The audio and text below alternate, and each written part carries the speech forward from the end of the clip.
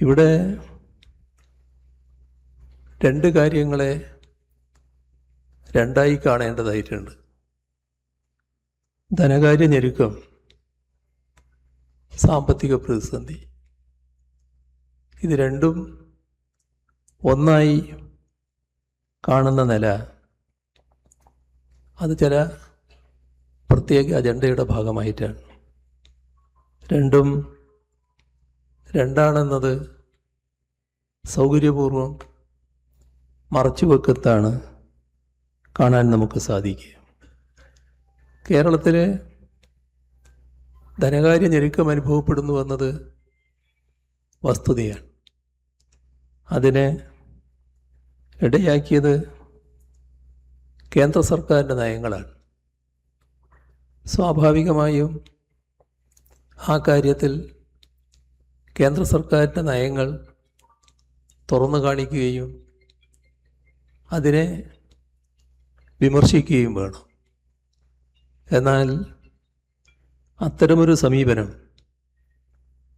UDF സ്വീകരിക്കുന്നില്ല. ഈ രണ്ട് സർക്കാർ രേഖകളിലും കേന്ദ്ര സർക്കാരിനെ വെള്ളപൂശാനാണ് തയ്യാറായിട്ടുള്ളത്.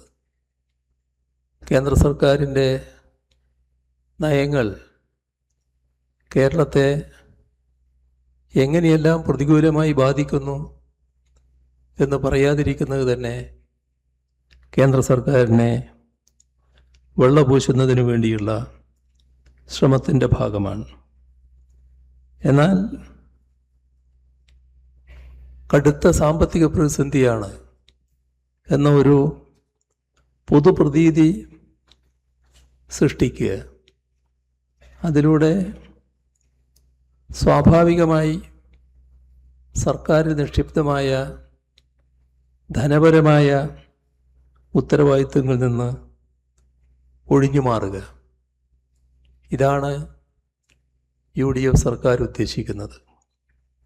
നമ്മുടെ സംസ്ഥാനത്തെ ക്ഷേമ സേവന വികസന കാര്യങ്ങളിൽ തുറ നടപടികൾ വേണ്ട, അതിൽ നിന്നെല്ലാം കൈയൊഴിയുക, അതാണ് ഈ രണ്ട് രേഖകളും ധവളപത്രവും ബജറ്റും ആത്യന്തികമായി ലക്ഷ്യമിടുന്നത്.